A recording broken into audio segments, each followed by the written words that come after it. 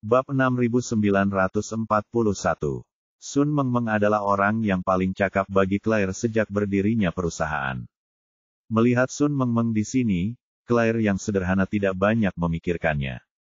Dia pikir ini mungkin hanya kebetulan. Tanpa diduga, Sun Mengmeng menghampirinya dan berkata dengan hormat, "Bos Wilson, aku menunggumu di sini atas perintah Butler Tang. Aku akan mengantarmu kembali ke Thomson Yipin nanti. Kita akan berangkat malam ini, dan aku akan menemanimu dan orang tuamu."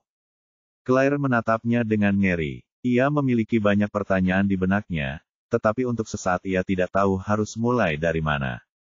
Sun Mengmeng mengulurkan tangan untuk mengambil koper dan ranselnya, lalu berkata dengan sedikit malu, "Maaf, Tuan Wilson, karena alasan khusus, saya belum bisa memberitahu Anda identitas saya. Saya bawahan kepala pelayan Tang, dan saya di sini untuk melindungi keselamatan Anda." Claire tersadar kembali, tiba-tiba tersenyum kecut, dan berkata dengan canggung, "Kurasa kau di sini untuk memata-mataiku, kan? Kau datang ke sini tak lama setelah studioku berdiri. Banyak orang mengundurkan diri karena tekanan, tetapi kau tak pernah mengeluh atau merasa lelah. Kupikir akhirnya aku menemukan tangan kanan, tapi aku tak menyangka ada hal lain yang terjadi." Sun Mengmeng berterus terang dan berkata sambil tersenyum, "Bos Wilson, sayalah yang pertama kali menyembunyikan kebenaran. Saya mengerti prasangka Anda terhadap saya. Saya tidak bisa memaafkan penyembunyian dan penipuan saya. Saya hanya bisa memberitahu Anda bahwa meskipun saya bukan seorang prajurit, saya telah menjalani pendidikan dan manajemen militer yang paling ketat sejak kecil. Jadi, sebagai seorang prajurit, saya menganggap mematuhi perintah sebagai kewajiban saya. Anda memerintahkan saya untuk tetap di sisi Anda, dan saya harus melakukannya." Claire bertanya padanya, "Jika kamu diperintahkan membunuhku, kamu akan melakukannya tanpa ragu, kan?" Sun Mengmeng tidak menjawab pertanyaan agresifnya, tetapi menjawab dengan jujur, "Jika perintah itu mengharuskan aku mati untukmu, aku tidak akan ragu." Claire tidak menyangka Sun Mengmeng akan memberinya jawaban seperti itu. Pada saat ini, ketidakbahagiaan dan perasaan tertipu dalam hatinya lenyap seketika. Ia memahami dan menghayati Sun Mengmeng. Sun Mengmeng memiliki posisi dan pendiriannya sendiri. Ia sedang menjalankan tugasnya. Baginya, wajar saja jika tidak ada yang benar atau salah. Jawabannya juga sangat cerdik. Jika ia diperintahkan untuk mati demi dirinya sendiri, ia akan melakukannya tanpa ragu. Subteksnya adalah jika ia benar-benar diperintahkan untuk bunuh diri, ia akan melakukan hal yang sama. Membunuh orang dan mati demi orang lain, selama itu perintah, tidak ada bedanya baginya. Maka, ia tak kuasa menahan desahan, "Kamu baru 20-an, kok bisa begitu setia pada mereka? Kamu masih muda, bukankah seharusnya kamu mencari makna hidupmu sendiri?" Sun Mengmeng tersenyum dan berkata dengan tenang, "Bos Wilson, mereka memberiku kehidupan yang kubutuhkan. Jika bukan karena mereka, aku dan ibuku pasti sudah lama meninggal. Mereka memberiku pendidikan militer sejak kecil, bukan agar aku bisa membalas budi mereka di masa depan, melainkan agar aku bisa membunuh musuh-musuhku. Aku melakukannya, dan mereka tidak membatasi kebebasanku. Aku memilih untuk tinggal dan bekerja untuk mereka, bukan hanya karena mereka begitu baik kepadaku, tetapi juga karena mereka sungguh orang-orang baik." Claire mengangguk bingung dan mendesah pelan, "Baiklah, kalau kamu ikut kami akan meminta seseorang yang kami kenal untuk menjaga kami. Di mana kamu parkir mobilmu? Ayo pergi." Sun Mengmeng tersenyum dan berkata, "Bos Wilson, sejujurnya, kali ini aku akan meninggalkan Tiongkok bersamamu. Begitu sampai di sana, aku dan rekan-rekanku yang sebenarnya akan mengurusi kehidupan sehari-harimu dan keluargamu. Kita mungkin harus hidup bersama untuk waktu yang lama di masa depan." Claire gembira mendengarnya, tetapi segera tenang kembali dan berkata lembut, "Apakah mereka memintamu untuk tinggal dan mengawasi kami? Apakah mereka takut aku tidak bisa mengendalikan diri dan menghubungi Charlie?" Sun Mengmeng berkata, "Bos Wilson, sejujurnya, mengingat krisis yang dihadapi Tuan Muda, dia mungkin tidak aman bahkan jika Anda meninggalkannya sepenuhnya. Dalam keadaan darurat, sebenarnya tidak ada perbedaan antara pengawasan dan perlindungan." "Aku mengerti." Claire mengangguk sedikit. Kemudian, Sun Mengmeng membawanya ke tempat parkir, di mana sebuah mobil bisnis berwarna hitam sudah terparkir. Sun Mengmeng memasukkan barang bawaannya ke bagasi, membuka pintu geser samping dan membiarkan Claire masuk terlebih dahulu, lalu dia duduk di kursi pengemudi. Setelah menyalakan mobil, Sun Mengmeng berkata kepada Claire, "Tuan Wilson, kami berencana berangkat pukul 9 malam ini. Anda dan keluarga tidak perlu membawa terlalu banyak barang, cukup bawa tas jinjing. Jika ada yang perlu Anda bawa, foto saja dan kirimkan kepada saya. Saya akan mengatur seseorang untuk datang malam ini untuk mengemas dan memuat mobil. Barang-barangnya mungkin tiba sehari lebih lambat dari Anda." Claire terkejut dengan profesionalisme pihak lain, tetapi setelah memikirkannya dengan cermat, dia merasa lega. Jadi dia bertanya, "Apakah kita meninggalkan negara ini lewat air?" "Ya," kata Sun Mengmeng, "kapal barang sudah berlabuh di pelabuhan Daocheng. Setelah tiba pagi-pagi sekali, kita akan langsung naik ke kapal." Claire berkata dengan cemas, "Kalau kita naik kapal kargo, bagaimana aku harus berkomunikasi dengan orang tuaku? Aku belum memberitahu mereka. Aku berencana memberitahu mereka setelah aku kembali bahwa aku akan mengajak mereka jalan-jalan selama beberapa hari." Sun Mengmeng tersenyum dan berkata, "Jangan khawatir. Gerbong bisnis kita punya sekat yang bisa diangkat di tengahnya. Setelah kamu membiarkan orang tuamu masuk ke dalam mobil di malam hari, kamu bisa duduk di kursi penumpang dan membiarkan orang tuamu duduk di kabin belakang. Ketika sekat itu terangkat, gas anestesi yang tidak berwarna, tidak berbau, dan tidak berbahaya akan dilepaskan ke kabin belakang. Gas ini akan membuat mereka tertidur lama. Lalu kita akan langsung menuju kapal barang, yang memiliki kamar-kamar yang lengkap. Ketika mereka bangun, kita sudah memasuki lautan lepas. Kamu bisa menceritakan semuanya kepada mereka. Aku yakin mereka akan mengerti." Claire terkejut dan berkata, "Apakah ini begitu sederhana dan kasar?" "Baiklah," Sun Mengmeng berkata, "ini cara terbaik. Kalau tidak, kalau mereka menyadari ada yang tidak beres di tengah jalan, atau melihat sesuatu yang tidak biasa saat naik kapal, akan sangat sulit bagimu untuk menjelaskannya. Kalau mereka menghubungi Tuan Muda secara diam-diam, seluruh rencana kemungkinan besar akan hancur." "Aku mengerti." Meskipun Claire sederhana, dia masih bisa memahami situasi secara keseluruhan. Situasi luar biasa membutuhkan tindakan luar biasa. Mengingat kepribadian orang tua saya, jika mereka menyadari ada yang tidak beres, mereka pasti akan punya pendapat sendiri. Ayahnya tak sanggup berpisah dengan fondasi yang telah ia bangun di Asosiasi Kaligrafi dan Lukisan, serta kesombongan mengantar culinan keluar masuk setiap hari. Ibunya tak sanggup berpisah dengan rumah mewah di Thomson Yipin, apalagi dengan menantu kaya seperti Charlie. Demi Charlie, mereka tidak boleh dibiarkan membuat masalah sama sekali. Cara terbaik adalah seperti yang dikatakan Sun Mengmeng, yaitu membiarkan mereka tertidur di mobil dan tidur sepanjang perjalanan ke laut lepas. Ponsel orang tuanya tidak memiliki kemampuan komunikasi satelit, jadi begitu mereka berada di laut lepas, mustahil bagi mereka untuk menghubungi Charlie secara diam-diam, bahkan jika mereka mau. Begitu dia memikirkan hal ini, dia berkata kepada Sun Mengmeng, "Apakah kamu yakin anestesi tidak akan membahayakan tubuh mereka?" "Tentu," Sun Mengmeng berkata dengan tenang, "tidak ada salahnya. Ini hanya akan memungkinkan mereka merasakan tidur nyenyak yang belum pernah ada sebelumnya. Dan jangan khawatir, kami memiliki tim perawatan medis yang terdiri dari 15 orang di dalam pesawat saat ini.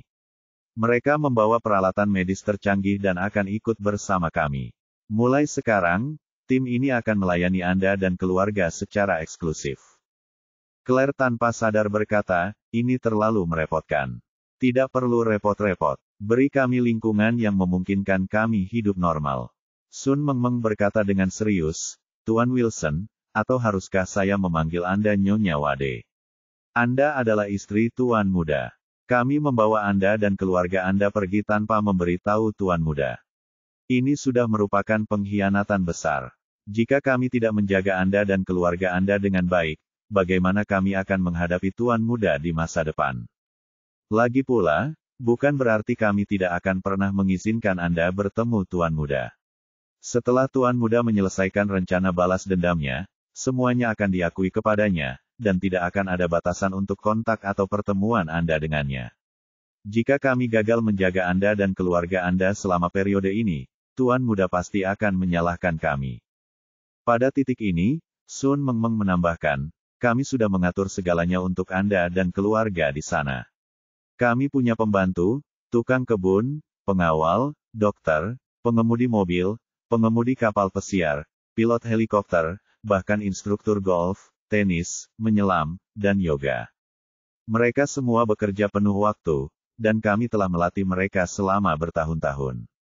Anda dan keluarga tidak perlu khawatir tentang makanan, pakaian, tempat tinggal, transportasi, hiburan, atau kesehatan begitu Anda tiba di sana.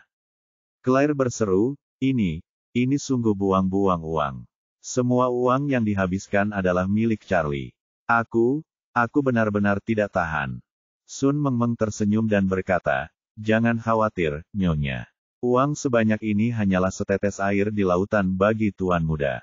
Begini saja, uang yang Tuan Muda hasilkan dalam sehari sudah cukup bagi Anda dan keluarga untuk hidup dengan standar tertinggi seumur hidup. Claire terkejut ketika mendengar ini. Namun Sun Mengmeng tidak bercanda. Dia bahkan sedikit konservatif. Kemampuan Charlie menghasilkan uang tidak dapat diukur dengan pemikiran bisnis konvensional. Ia sengaja berkata terus terang kepada Claire, Nyonya, sebenarnya, Tuan Muda bukan hanya pewaris keluarga Wade, juga bukan hanya cucu keluargaan.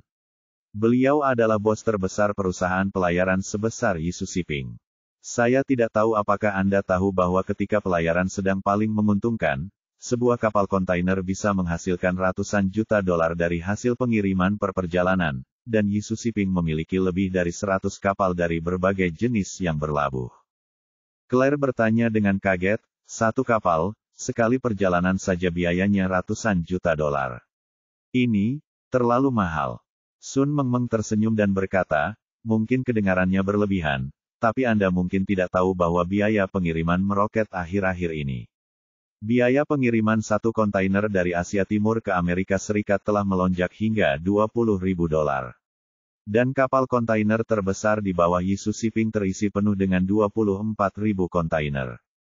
Dengan kata lain, pendapatan pengiriman kapal kontainer ini dari satu perjalanan dari Tiongkok ke Amerika Serikat melebihi 400 juta dolar AS. Dan itu dalam dolar AS. Bahkan jika Anda menjalankan mesin cetak uang sampai berasap, mesin itu tidak dapat mencetak uang secepat itu. Sun Mengmeng tidak mengatakan apa-apa lagi. Dia tahu bahwa meskipun begitu, profitabilitas Yisu Shipping tidak sebaik lelang pil peremajaan Charlie. Total biaya hidup keluarga Claire yang beranggotakan 3 orang di Tahiti tidak akan melebihi 50 juta dolar AS setahun paling banyak, jadi ini benar-benar hanya setitik air di lautan. Alasan dia memberitahu Claire tentang pengiriman Yisu sebenarnya karena dia berharap Claire akan mengurungkan niat untuk bertemu Charlie lagi. Semua bawahan Margaret Ann tahu bahwa Margaret Ann berharap Claire bisa hidup nyaman dan tenang di Tahiti dan tidak akan pernah kembali untuk bertemu Charlie lagi. Ekspresi Claire sedikit melankolis saat ini. Ia semakin menyadari bahwa jarak antara dirinya dan Charlie tak terbayangkan besarnya. Setelah terdiam sejenak, dia berkata, ikuti saja rencanamu. Dalam perjalanan pulang, Sun Mengmeng sengaja mengendalikan laju mobilnya. Dia tidak berani mengirim Claire pulang terlalu cepat, karena khawatir jika dia pulang terlalu cepat, Charlie di East Cliff belum akan naik pesawat. Jika salah satu dari Jacob dan Elaine Ma cukup bodoh untuk mengirim pesan kepada Charlie, semua usahanya mungkin akan sia-sia. Jadi, pikirnya, selama Claire tetap bersamanya sebelum pesawat lepas landas mendarat dan tidak melakukan kontak dengan dunia luar, semua risiko secara alami akan hilang. Selain itu, untuk menghindari kecelakaan kali ini, mereka bahkan menggunakan koneksi mereka untuk melepas dan memperbaiki modul Wi-Fi pesawat yang ditumpangi Charlie sebelumnya. Saat ini, banyak penerbangan lintas samudera menyediakan layanan internet gratis atau berbayar. Umumnya, kabin kelas utama menyediakan akses internet gratis. Jika Wi-Fi di pesawat ini tidak dimatikan, Charlie dapat menerima pesan selama penerbangan. Setelah fungsi Wi-Fi dimatikan, semua penumpang di pesawat akan kehilangan kontak sementara dengan dunia luar 10 menit setelah lepas landas, dan tidak akan ada janji hingga pesawat akan mendarat. Jam 17.30. Pesawat yang ditumpangi Charlie lepas landas tepat waktu. 10 menit kemudian, pesawat terbang hingga ketinggian 3.500 meter, dan telepon seluler benar-benar kehilangan sinyal. Jepit rambut di kepala Sun Mengmeng bergetar pelan 3 kali. Ini adalah metode komunikasi yang mereka sepakati secara internal. 3 getaran menandakan Charlie kini berada dalam kondisi terputus. Jadi dia mempercepat langkahnya dan mengirim Claire ke rumah Thomson Yipin. Jacob sudah tiba di rumah dan sedang menonton TV di ruang tamu bersama Elaine Ma.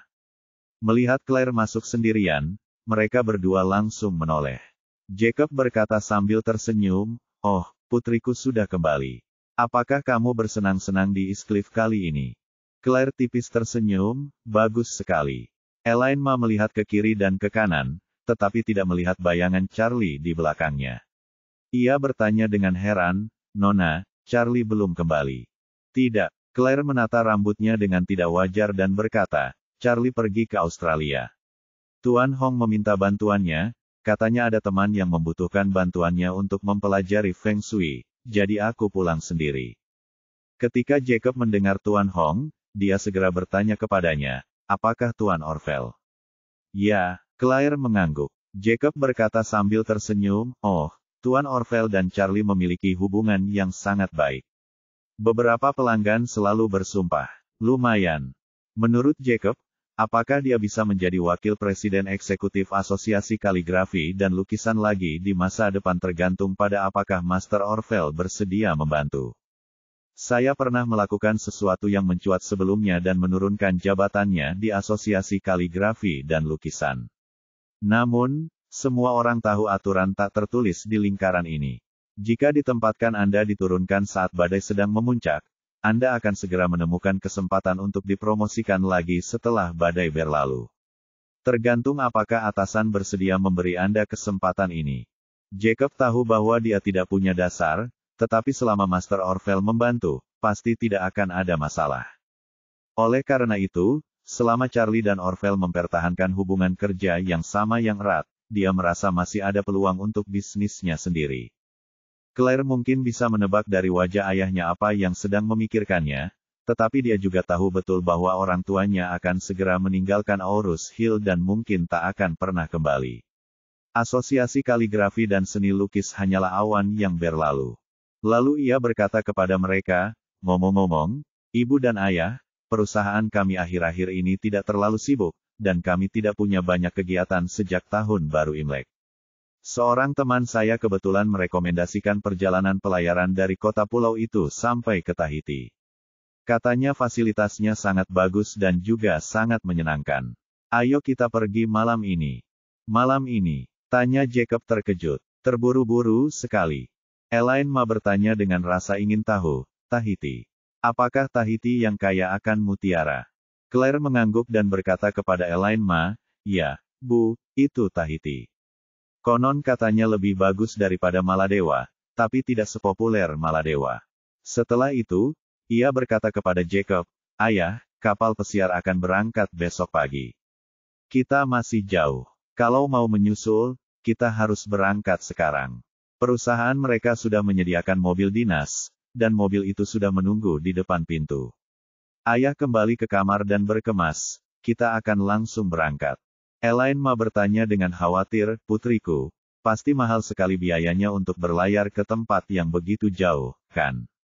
Claire tahu ibunya suka memanfaatkan orang lain, jadi dia setuju dan berkata, "Kabarnya, kabin kelas 1 ini sangat mewah.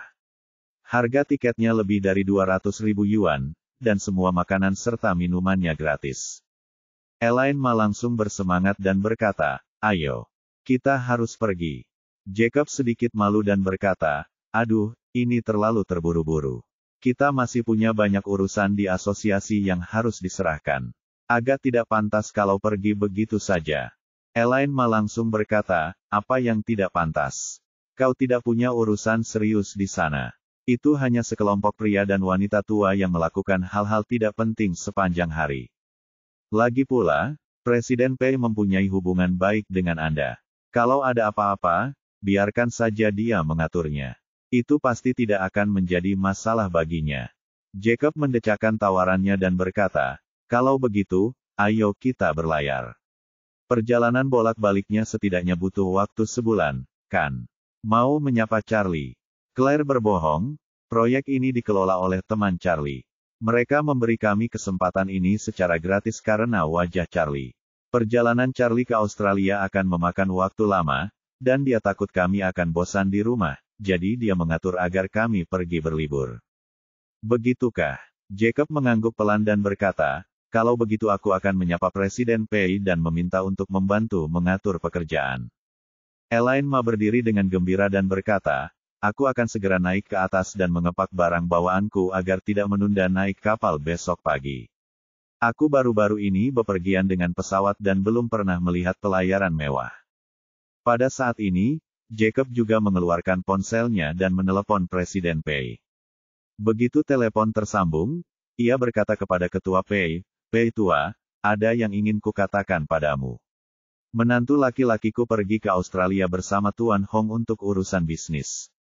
Ketua Pei bertanya dengan rasa ingin tahu di ujung telepon lainnya, dengan Tuan Orvel. Jacob tersenyum dan berkata, ya, itu Tuan Orvel. Kau tahu, Tuan Orvel selalu meminta bantuan menantuku, dan menantuku terlalu malu untuk menolaknya. Presiden Pei memuji, siapa yang bisa menyalahkan Charlie atas kemampuan yang sebenarnya. Orang-orang kaya dan berkuasa di Aurus Hill semuanya dengan hormat kepada Tuan Wade. Jacob merasa bangga dalam hatinya, lalu berkata sambil tersenyum, ya, menantuku memang cakap. Ngomong-ngomong, Lao Pei, aku tidak ingin menceritakan ini padamu. Ini terutama tentang menantuku. Perjalanan ke Australia ini mungkin akan memakan waktu lama. Dia takut aku, Elaine Ma, dan Claire akan bosan, jadi dia mengatur perjalanan mewah ke Tahiti untuk kami. Mungkin akan memakan waktu setiap bulan, dan kami akan berangkat besok. Aku tidak menyangka akan segera tiba. Ada banyak hal di hubungannya yang tidak bisa kuselesaikan tepat waktu. Ketika Presiden Pei mendengar ini, dia tahu apa yang sedang direncanakan Jacob. Setelah ia menipu Jacob terakhir kali, kesempatan untuk maju yang telah ia nantikan selama bertahun-tahun telah sirna. Sejak saat itu, ia menyadari bahwa ia harus menenangkan Jacob di masa depan, jika tidak, masa depannya mungkin akan terkurung di asosiasi kaligrafi dan lukisan, dan ia tidak akan pernah memiliki kesempatan untuk maju dalam kehidupan ini. Sekarang Jacob ingin berangkat untuk bepergian. Secara logika, tidak ada yang bisa keluar setiap bulan untuk keluar dan bermain, tapi karena ini Jacob, saya tentu tidak bisa menolaknya. Maka ia tersenyum dan berkata, Jacob, pergilah bersenang-senang. Aku akan mengurus urusan asosiasi.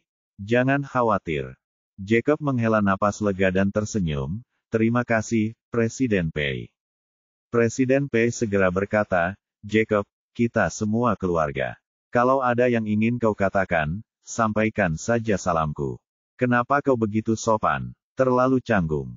Jacob sangat menikmati perasaan dihargai dan berkata sambil tersenyum, baiklah, Lao Pei, mengingat hubungan kita, aku tidak akan bersikap sopan kepadamu.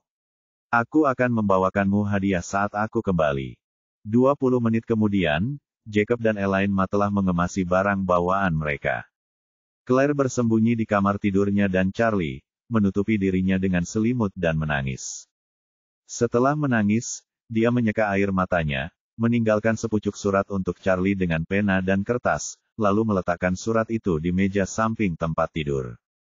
Kemudian dia hanya mengemas beberapa pakaian dan keperluan, mencuci mukanya dengan udara dingin, dan berjalan keluar ruangan. Di ruang tamu, Jacob dan Elaine Ma sedang mencari panduan perjalanan ke Tahiti di ponsel mereka.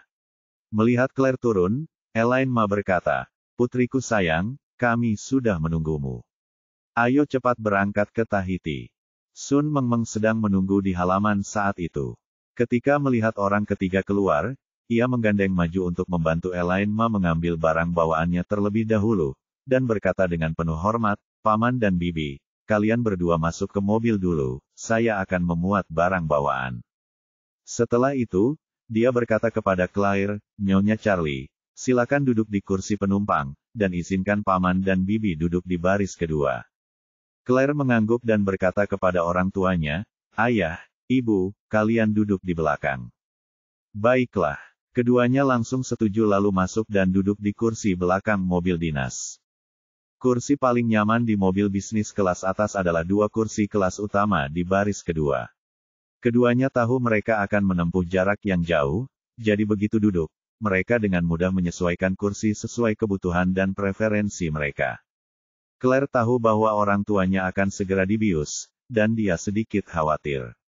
Sun Mengmeng bisa melihat kekhawatirannya, jadi dia tersenyum dan berkata, "Jangan khawatir, Nyonya Claire, semuanya aman. Biarkan Paman dan Bibi beristirahat dengan baik." Oke, Claire juga tahu bahwa anak panah itu sudah terpasang di tali busur dan harus ditembakkan. Apapun yang terjadi, dia tidak bisa tinggal diam dan menahan Charlie. Jadi dia membantu Sun Mengmeng memasukkan barang bawaannya ke dalam mobil, lalu langsung duduk di kursi penumpang. Tak lama kemudian mobil dinas melaju meninggalkan Thomson Yipin. Jacob dan Elaine Ma di barisan belakang belum menyadari ada yang aneh. Pikiran mereka dipenuhi dengan rencana perjalanan pesiar mewah ke Tahiti yang akan datang. Ketika dinas mobil keluar dari Thomson Yipin, beberapa mobil yang terparkir di parkiran langsung menyusul, menjaga jarak puluhan hingga ratusan meter dari mobil. Semua kendaraan ini dan orang-orang di dalamnya adalah bawahan Margaret Ann. Mereka akan mengawal Claire dan orang tuanya sampai ke kota pulau. Konvoi itu melaju keluar kota dan menuju jalan raya. Hari sudah benar-benar gelap. Sun Mengmeng berkata kepada Jacob dan Elaine Ma sambil mengemudi, "Paman dan Bibi, bukankah terlalu membosankan bagi kalian untuk naik mobil? Bagaimana kalau aku menyalakan TV di tengah dan menayangkan video promosi pelayaran kita ke Tahiti?" "Oke," Elaine Ma langsung setuju dan berkata sambil tersenyum, "Kita cuma mau ngerjain PR lebih banyak. Kita pelajari dulu yuk." Sun Mengmeng segera menekan tombol, dan partisi antara kabin belakang dan taksi perlahan naik, dipisahkan oleh TV layar lebar. Setelah itu, sebuah video promosi pariwisata Tahiti ditayangkan di TV. Gambar-gambar dalam video tersebut begitu indah dan memukau sehingga Jacob dan Elaine Ma tak bisa mengalihkan pandangan darinya. Pada saat itu, semburan gas tak berwarna dan tak berbau keluar dari ventilasi AC. Keduanya begitu terpesona hingga terpesona.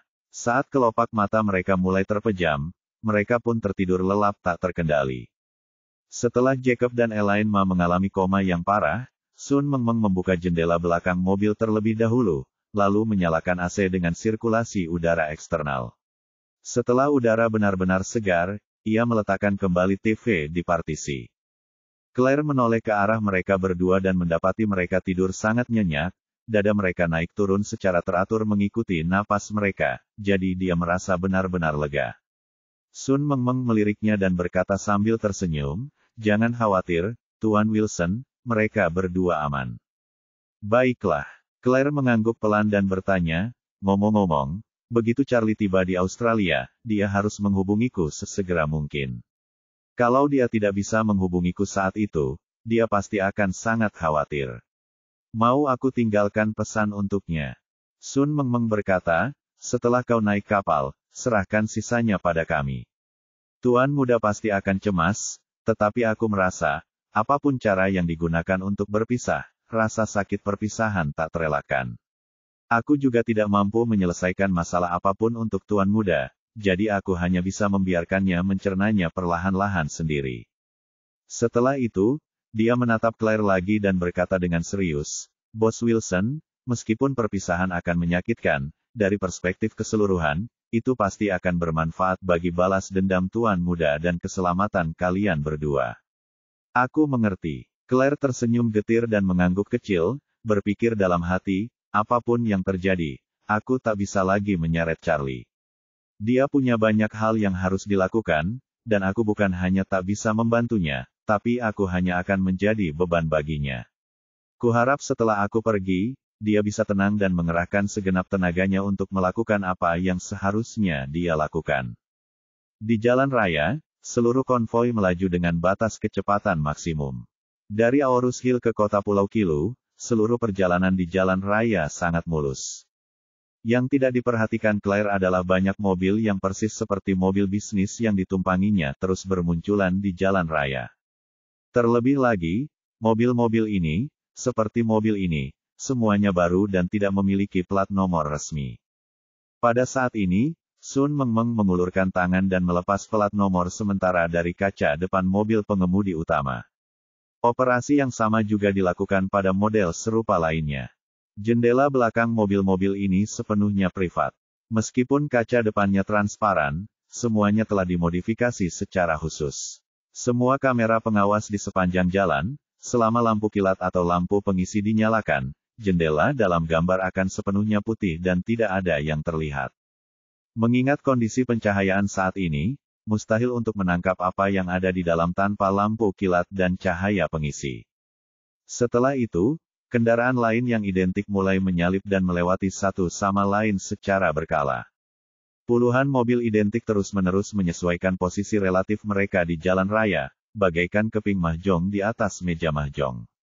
Setelah diacak terus-menerus, tak seorang pun tahu siapa yang mana tanpa tanda khusus. Setelah dikocok, mobil-mobil ini mulai berbelok ke jalan lain di persimpangan yang berbeda, atau keluar jalan raya melalui pintu keluar yang berbeda, seperti kembang api yang berterbangan di mana-mana setelah diluncurkan. Alasannya adalah untuk mengganggu penglihatan Charlie sebisa mungkin. Dengan begitu banyak kendaraan yang tidak dapat memberikan petunjuk apapun dari luar, Charlie tidak akan dapat menemukan kemana Claire pergi dalam waktu singkat. Jika dia bersikeras mencari Claire, dia hanya bisa menggunakan metode paling bodoh, menelusuri jejak satu mobil pada satu waktu dan satu petunjuk pada satu waktu. Terlebih lagi, setiap petunjuk masih menjadi misteri. Selama dia tidak menemukan Claire, dia tidak dapat memastikan keaslian petunjuk tersebut. Oleh karena itu, bahkan jika Charlie diberi waktu 1 atau 2 tahun, dia mungkin tidak dapat mengetahui tujuan akhir dari mobil-mobil ini. Untuk mengambil langkah mundur, bahkan jika Charlie akhirnya memastikan bahwa mobil Claire pergi ke kota Pulau Kilu, akan sulit baginya untuk mengetahui kemana Claire pergi dari kota pulau itu. Mundur selangkah, bahkan jika Charlie mengetahui bahwa Claire naik kapal dari kota pulau, apa yang akan terjadi? Setelah kapal mencapai laut lepas, keluarga Claire dan tim pendamping akan diatur untuk pindah ke kapal lain. Pada saat itu, akan lebih sulit bagi Charlie untuk menyelidiki lebih lanjut. Semua ini adalah rencana Margaret Ann. Ia tahu bahwa kekuatan Charlie saat ini sudah sangat mengesankan.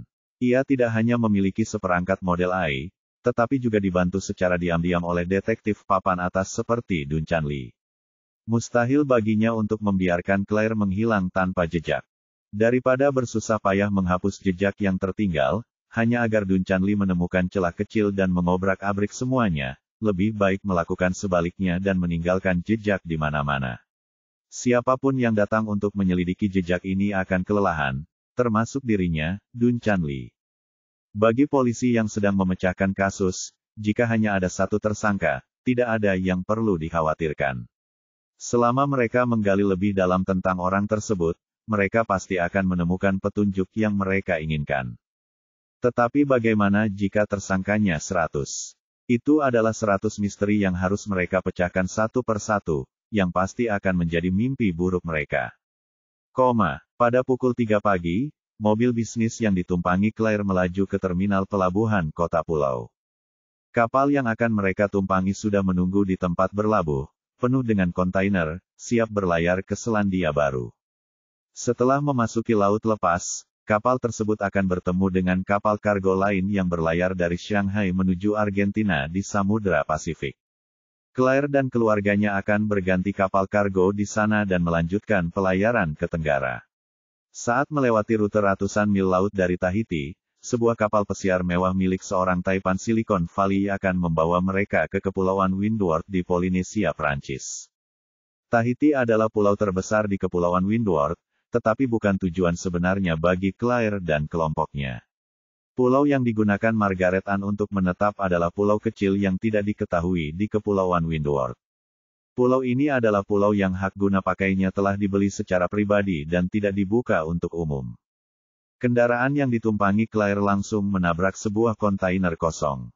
Kemudian, beberapa staf datang untuk menutup pintu kontainer. Kontainer tersebut diangkat dengan derek dan dimuat ke kapal kontainer. Akan tetapi, kontainer ini tidak ditumpuk di atas tumpukan kontainer, melainkan langsung diangkat ke dek. Ketika kontainer sudah terpasang kokoh di dek, seorang staf datang untuk membuka pintu. Sun Mengmeng segera menyalakan mobil dan keluar dari kontainer. Staf tersebut kemudian membuka pintu dan menyapa Claire dengan hormat di dalam mobil. "Halo, Nyonya Wade." Claire merasa sedikit tidak nyaman. Pertama, ia tidak terbiasa dengan banyaknya orang yang berbicara kepadanya dengan hormat. Dan kedua, ia tidak terbiasa dengan mereka yang memanggilnya Nyonya Wade secara berkelompok. Pada saat itu, seorang wanita parubaya datang dan berkata kepada Claire, "Nyonya, kapal barang akan segera berlayar. Anda lelah setelah perjalanan. Silakan ikut saya ke kabin untuk beristirahat." Claire bertanya dengan gugup, "Bagaimana dengan orang tuaku?" Wanita parubaya itu tersenyum dan berkata, "Kami akan mengatur agar orang tua Anda beristirahat di ruang observasi. Seorang dokter akan mendampingi mereka selama proses ini. Mereka kemungkinan akan bangun besok sore. Saya akan memberitahu Anda sebelumnya." Setelah berkata demikian, dia melambaikan tangan ke belakangnya, dan 4 staf medis berjas putih berlari mendekat sambil mendorong 2 tempat tidur bergerak. Wanita parubaya itu kemudian bertanya kepada Claire, "Nyonya Wade, apakah Anda punya pertanyaan lain? Kalau tidak, saya akan membiarkan mereka mengantar orang tua Anda dulu." Claire menggelengkan kepalanya dan berkata, "Aku tidak punya pertanyaan lain. Tolong jawab baik-baik. Jangan khawatir." Wanita parubaya itu tersenyum dan berkata, "Setelah saya mengantar Anda ke kamar dan menenangkan Anda, saya akan mengantar Anda menemui mereka. Kami tidak akan melarang Anda berkunjung kapanpun." Claire mengangguk setuju, dan Sun Mengmeng membantunya membawa barang bawaannya dan masuk ke kabin. Meskipun ini adalah kapal kargo, kapal ini juga telah dimodifikasi secara khusus. Beberapa ruangan yang setara dengan hotel bintang 5 telah didekorasi sebelumnya di dalam kabin. Tak hanya furnitur dan perabotan mewah, semua peralatan rumah tangga juga tersedia. Selain itu, terdapat beberapa ruangan, termasuk ruang medis, ruang aktivitas, restoran, dan bioskop. Bahkan bahan-bahan yang disiapkan untuk keluarga Claire adalah yang terbaik dan termahal di dunia, dan para koki yang bertugas semuanya adalah master kelas atas tingkat Michelin. Pemandu wanita parubaya di samping memperkenalkan semua perangkat keras dan perangkat lunak di sini kepada Claire. Claire melihatnya sedikit demi sedikit dan terkejut. Sesampainya di kamar yang luar biasa mewah itu, ia tak kuasa menahan rasa takjub akan ketelitian yang ditunjukkan dalam mendekorasinya. Ia pun tak kuasa menahan diri untuk berkata, "Kita hanya sebentar di kapal, mungkin sekitar 10 hari. Tak perlu menghabiskan begitu banyak tenaga dan sumber daya untuk mendekorasinya." Wanita parubaya itu tersenyum dan berkata, "Anda adalah istri tuan muda. Sekalipun Anda hanya berada di kapal ini selama 2 jam, kita harus bersiap dengan baik dan tidak boleh melewatkan apapun." Claire merasa sedih, tetapi masih berkata dengan sopan, "Terima kasih." Wanita parubaya itu menggelengkan kepalanya, "Nyonya, Anda tidak perlu bersikap begitu sopan kepada kami para pelayan." Setelah itu, ia berkata kepada Claire, "Nyonya, biarkan Mengmeng membantu Anda. Saya tidak akan mengganggu Anda lagi di sini. Kapal akan meninggalkan pelabuhan dalam 10 menit. Saya perlu menindaklanjutinya." Claire mengangguk dan berkata sopan, "Kalau begitu, silakan saja kerjakan tugasmu." Claire tidak tahu bahwa semua ini diatur oleh Margaret Ann sendiri, dan dia telah berupaya keras untuk itu. Alasan dia melakukan ini adalah, di satu sisi, karena dia merasa bersalah terhadap Claire, dan di sisi lain, dia berharap ketika dia dan Charlie bersatu kembali dan mengakui semuanya di masa depan, Charlie tidak akan terlalu menyalahkannya.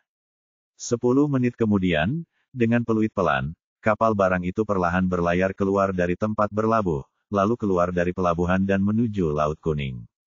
Claire diam-diam memperhatikan pelabuhan semakin jauh dari jendela kapal, dan tidak dapat menahan tangisnya lagi.